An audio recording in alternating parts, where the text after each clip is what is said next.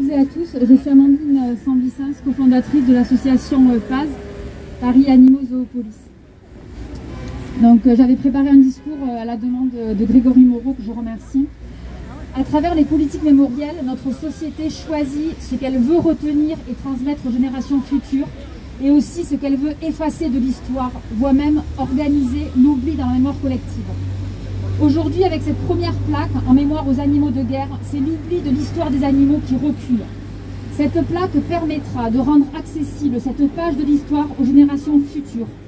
En cela, il s'agit d'une étape importante pour la cause animale. Même s'il ne s'agit que d'une plaque, la portée symbolique est très forte. Tout d'abord, je voudrais remercier Stéphanie Micléa, qui est la secrétaire de l'association, et c'est grâce à elle qu'on est ici aujourd'hui, parce que c'est elle qui, en 2018, a décidé de mener cette campagne « Rendons hommage aux animaux de guerre ».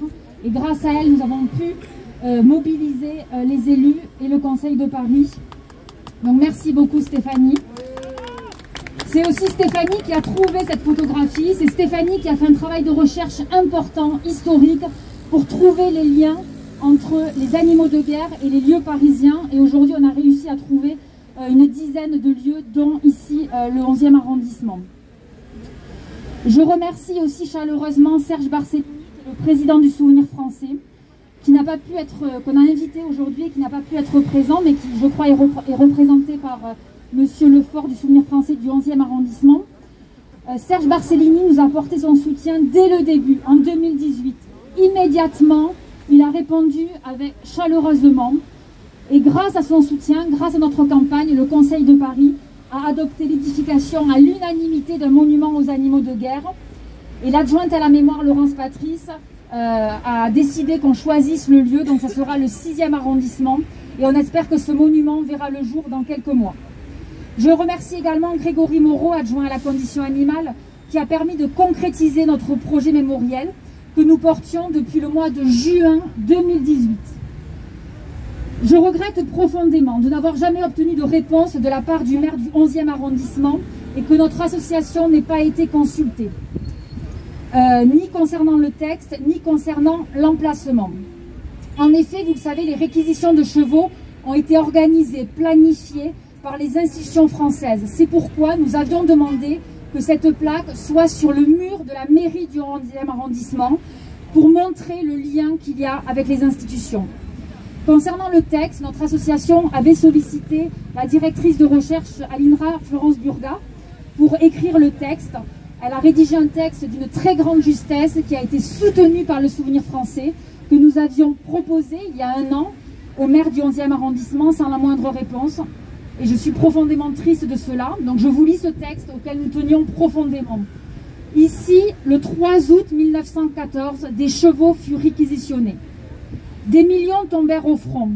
Aujourd'hui, c'est pour notre plaisir qu'ils continuent de tomber. Considérons-les enfin comme des individus sensibles.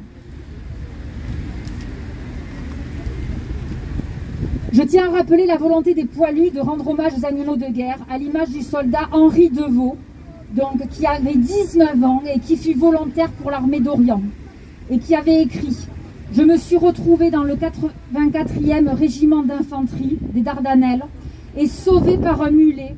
Sans cette bête, nous serions morts de faim, nous serions morts de faim et de soif.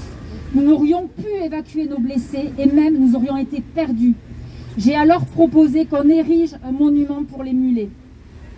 Ce souvenir, c'est reconnaître la souffrance des animaux. Leur rôle majeur durant la guerre, c'est apporter de la considération. Mais ce souvenir, c'est d'abord et avant tout faire le pont avec le présent. Ce qu'on appelle le devoir de mémoire n'a de sens que si on tire les conclusions qui s'imposent pour le présent. Cette plaque mémorielle doit être profondément ancrée dans le présent, et je repense à la gravure du monument de Coin, qui est à l'initiative de la Western Front Association et du Souvenir français, où il est écrit que leurs souvenirs et leurs morts nous amènent à savoir apporter plus de gentillesse et de respect aux animaux vivants. Aujourd'hui encore, notre société exploite massivement les chevaux pour nos intérêts personnels, pour l'argent, le loisir et l'alimentation. Des fermassants aux courses hippiques, en passant par les abattoirs. Les chevaux subissent un dressage qui par définition est violent. Nous les considérons comme des jouets, des attractions, bref, comme des objets. Dans 10 jours, le Conseil de Paris sera amené à décider du renouvellement ou non des conventions autorisant les balades à poney à Paris. Notre association demande que la ville de Paris cesse d'autoriser ces balades à poney. Parce que les chevaux, comme les poneys, ne sont pas des moyens de transport qu'on loue pour se balader. Faisons enfin preuve de bienveillance, comme la gravure de Coué nous y encourage. Nous appelons donc de nos vœux un changement profond dans nos relations aux animaux, la construction d'une société qui fait la paix avec les animaux, qui leur laisse le droit de vivre leur vie sans esprit utilitaire. Et je voudrais finir par cette phrase qu'a dit l'éthologue Michel Kreutzer lors d'une conférence qu'on a organisée. Les animaux veulent avoir une vie agréable. Ne faisons pas semblant de ne pas le savoir. Je vous remercie chaleureusement.